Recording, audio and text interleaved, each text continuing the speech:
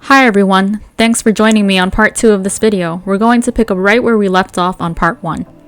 If you haven't seen part 1 yet, click on the link in the description below to see that first. So we've already got our dress drawn, we've added our shadow. So let's just decide let's first unlock, do object unlock so that everything's unlocked.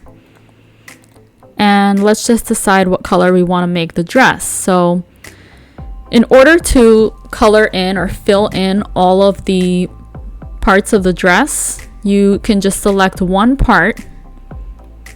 So I'm selecting the flounce, which has a black outline and a white fill. I'm doing select, same, fill color. And that is going to select everything that is that same fill color. So make sure that your fill box is in front of your stroke box and pick any color. So I'm gonna choose this pink right here, and see everything that was white that had a white fill is now this pink color. If I choose this aqua color, that's what it's going to turn into. So just click off the page to deselect, and if these shadows look too dark, you can just select them again.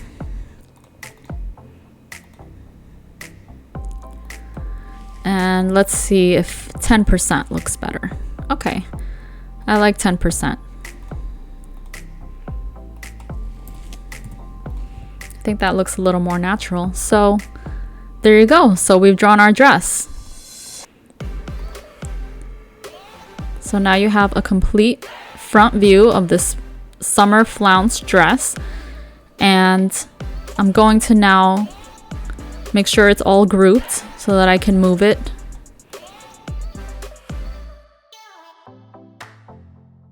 And we're going to quickly just draw the back of the dress.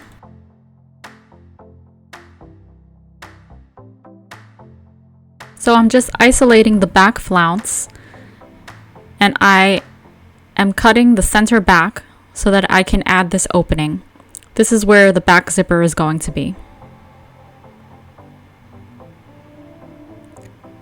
And then I have to raise up that back body that was underneath.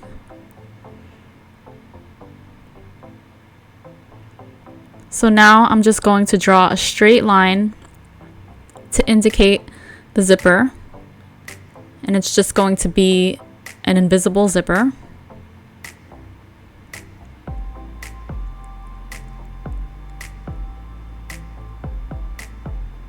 And I'm just drawing a small zipper pull.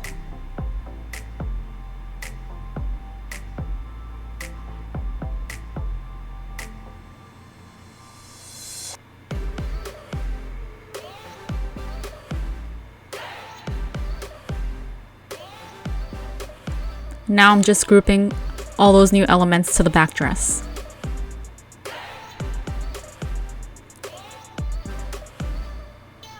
So you can play with your arrangement, and I always like to label the front and the back.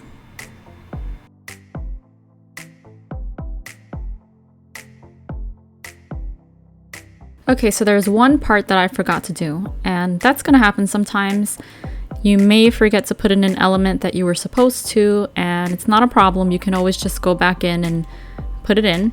So I forgot to add my stitch lines.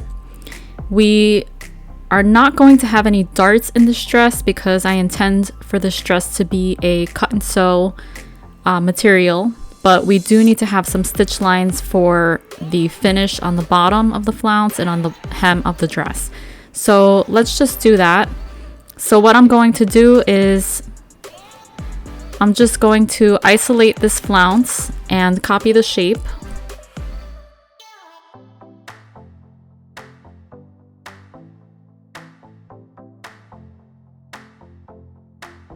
So I'm going to duplicate the flounce, lock the initial flounce, and from this second flounce, I'm just simply going to take out the fill, put it in a contrast color, and I just want to cut this bottom shape out because we're going to want to make our stitch lines parallel to that wavy line. So I'm cutting here in the corner.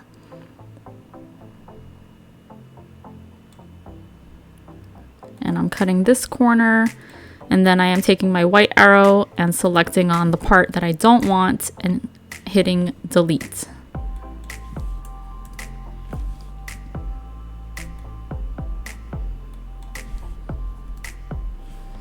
And now I'm left with this one line, which is what I wanted.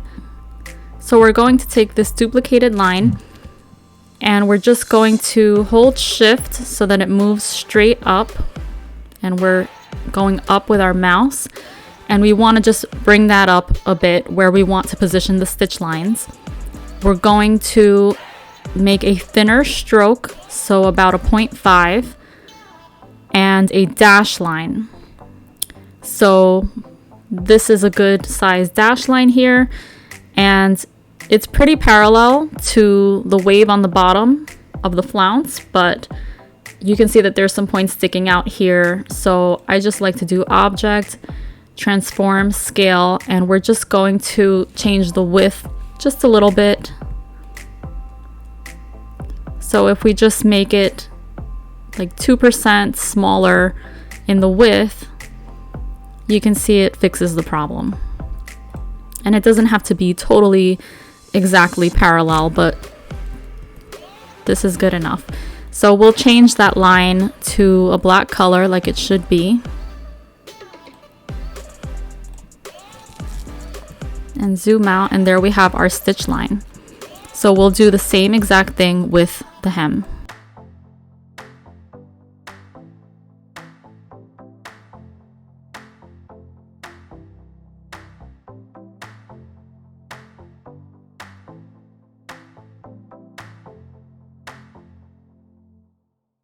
And there we have our stitch line.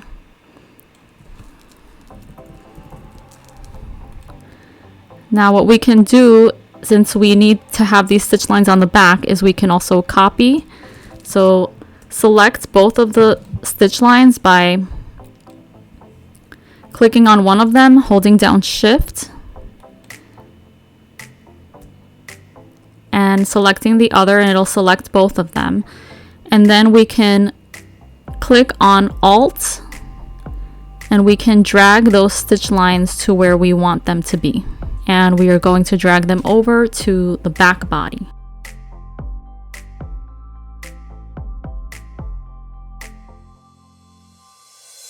Since the back of the dress is different from the front of the dress, we're just going to have to adjust this a little bit.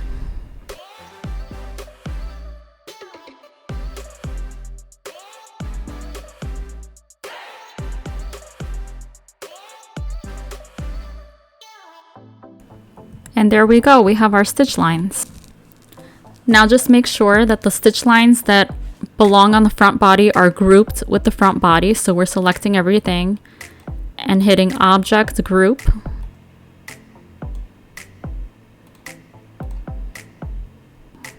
And we're selecting the stitch lines on the back along with the back dress and doing Object, Group to group those as well. Okay, so now we have our dress complete, front and back view. And now what we're going to do is decide on our final colors, and I'm going to make 3 colorways as you saw in the thumbnail. So let me show you how to make a board with this dress showing multiple colorways. First, I'm going to make a new file. I like to save my individual sketches on one file and then have a separate file for a presentation.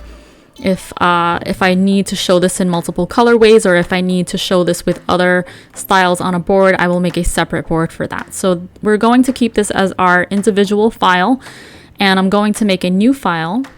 So file, new. I'm going to make a new file that is larger. I'm going to make it a 17 by 11 board.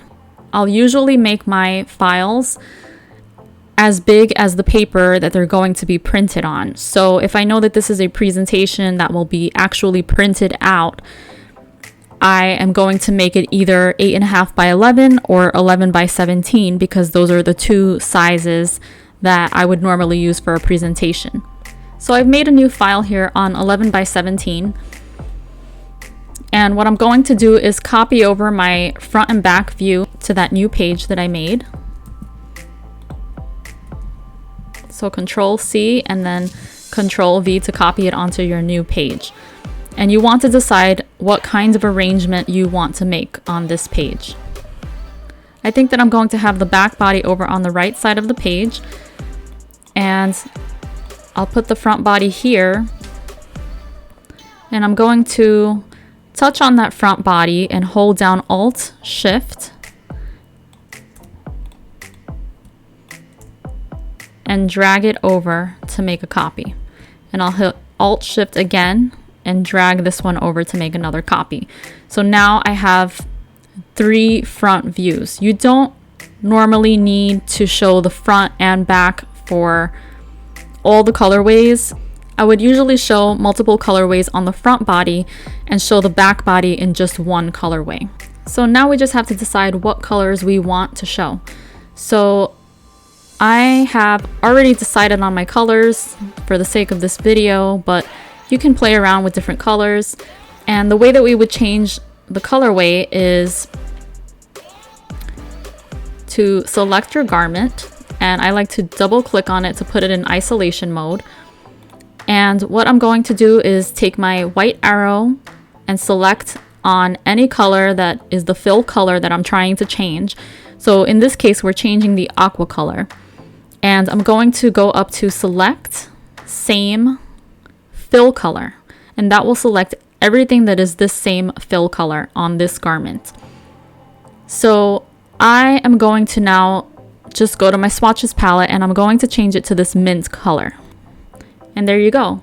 Everything that was the aqua color is now the mint color. And as you can see, the shadows still look pretty good on this color as well. So I don't have to adjust my opacity on my shadow.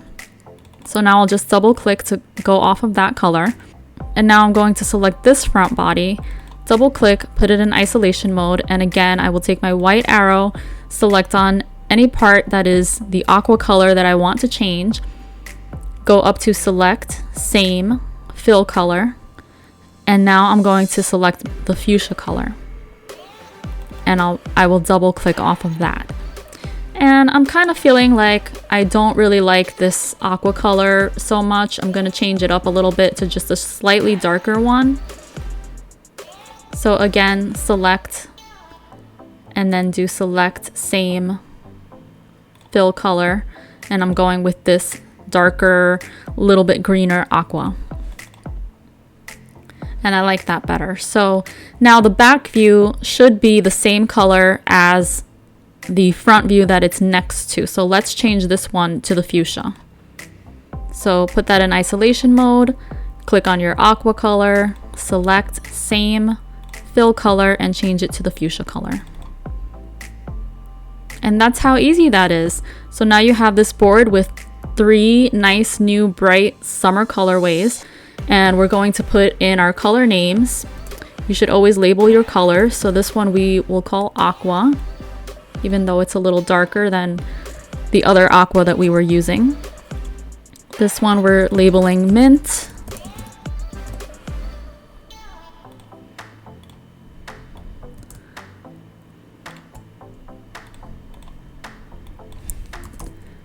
This one we are labeling fuchsia.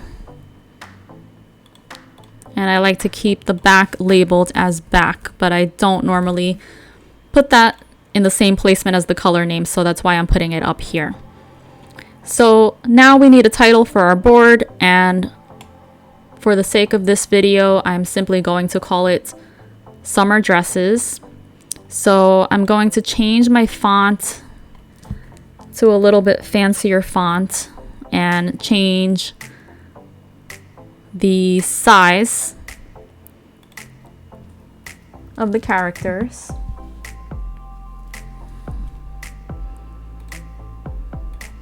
Because you want people to be able to see your title. So let's just call it Summer Dresses.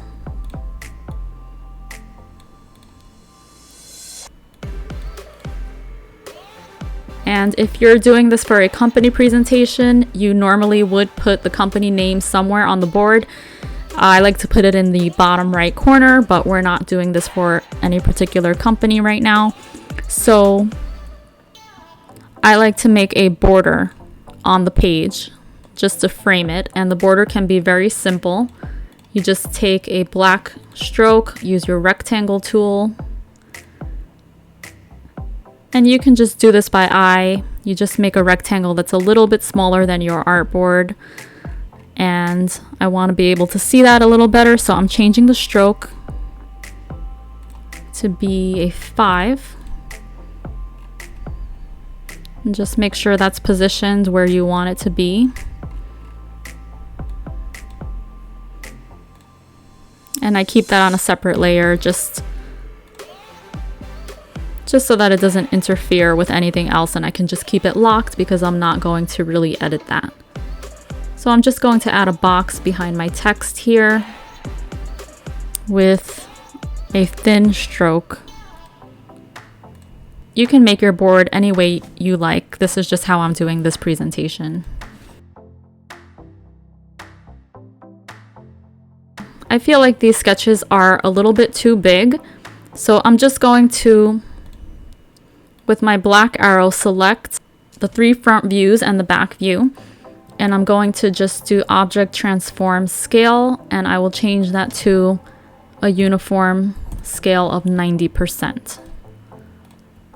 So I think that's a better size, and I will just reposition these. You can hold down shift to keep your garments straight, and I can move all this text up at the same time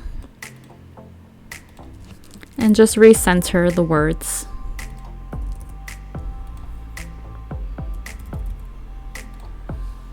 And if you want to make this look even better, we can add some drop shadows. So select one of your garments, go up to Effect, Stylize, Drop Shadow, and I have mine set at a 15 right now. You can change this opacity, and I'm going to go up to about a 35. Let's preview that and see how that looks. And I like that, so I click OK, and now I will do the same thing to the other bodies on the page.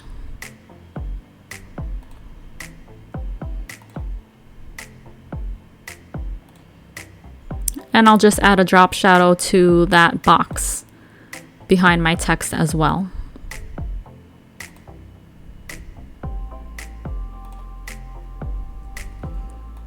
But I'll do that one at 15. If the shadow's getting in the way of the words a little bit, you can drop those words down. And there you go. Now you have a board with 3 beautiful bright summer dresses, and you're ready to go. If you like this tutorial, don't forget to hit the like button, and please subscribe to my channel. Thanks a lot, guys.